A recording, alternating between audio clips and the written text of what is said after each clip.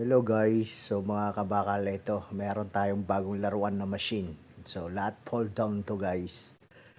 So let's go at matry natin kung maganda to. Pero maganda talaga siya guys, itong machine pala na to. So kuwang-kuha niya yung kapal ng back natin at yung pampalapad guys. So nahuhulma siya ng gusto. Try nyo rin tong machine na to guys. So bago ko lang din na try to. At naramdaman ko na effective to. So, obserbahan natin ng mga ilang buwan guys. Lalo tayong lalapad dito. Okay. So, yan o. Yung magpaganda ng paganda yung back natin guys. So, off season tayo pero maganda yung pagkaulma ng back natin. Yan o.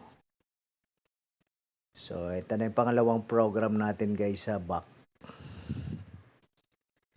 So, sa pag-gym guys, bigyan ko kayo ng tips para lumaki kayo. Ito, baguhan din ako pero talagang pinalaki ko ng gusto yung katawan ko. So, sa gaya ko guys, pagkain, nag-focus ako sa pagkain. So, ngayon, hindi ako nag-focus sa gamot. Kasi kahit nagagamot ka, kung wala kang pagkain, talo ka guys. So, you know. So, subok ko na yung pagkain guys kasi na-try ko na to habang obsession ako. Mas maganda talaga yung kumakain kayo ng malinis at kumakain din kayo ng may lasa. So, halo guys ha. So, reverse lang tayo guys sa pagkain ng mga malilinis katulad ng mga plain na pagkain. So, walang mga lasa rin guys ha. Yan. So, ito yung pangatlong workout natin sa back guys.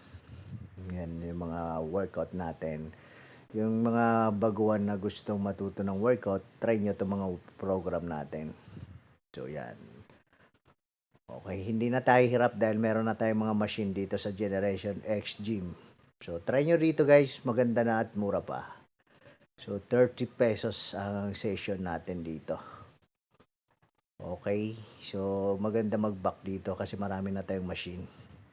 At lalo na tayong lalapad dito. Naobserbahan ko dahil marami na tayong natitirang pampalapad. You know, diba? So, ito na yung pang-apat na naman natin guys, na bagong machine na bagong dumating. Tinry natin, first time natin itry. Pero maganda talaga yung effect nito.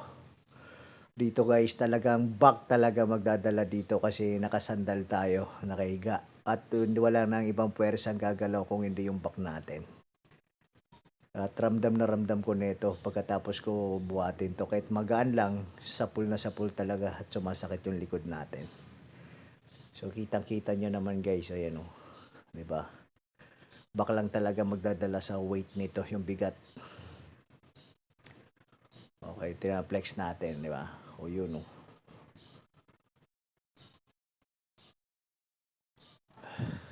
Let's go, baby!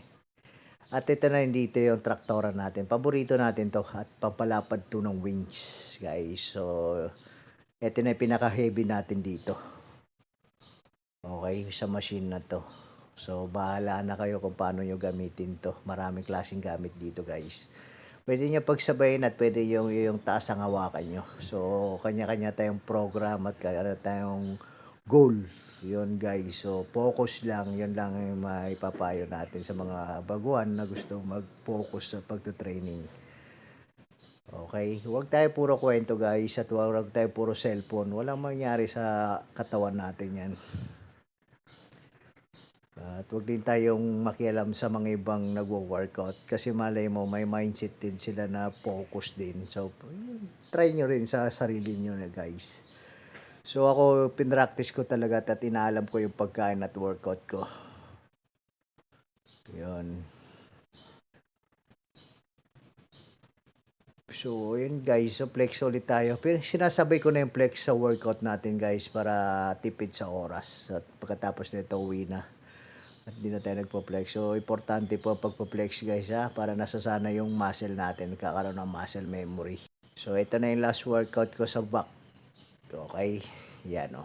Tingnan nyo naman gumaganda na rin yung back natin guys. So, nagpapalaki tayo na mag-isa. So, sariling sikap to at sa sariling mindset natin. So, nilagyan natin ng laman yung utak natin sa pagwo-workout. You know. Tulad ng sinabi ko, wala tayong pakialam sa iba. Focus lang sa sarili. So, yun lang guys, sa mga followers natin, thank you sa sumusuporta mo sa atin. So, paki-follow na rin ako guys para laking tulong na rin sa FB page, FB ko natin. So, may earning na to at meron na tayong ads, yung video at yung reels. So, thank you.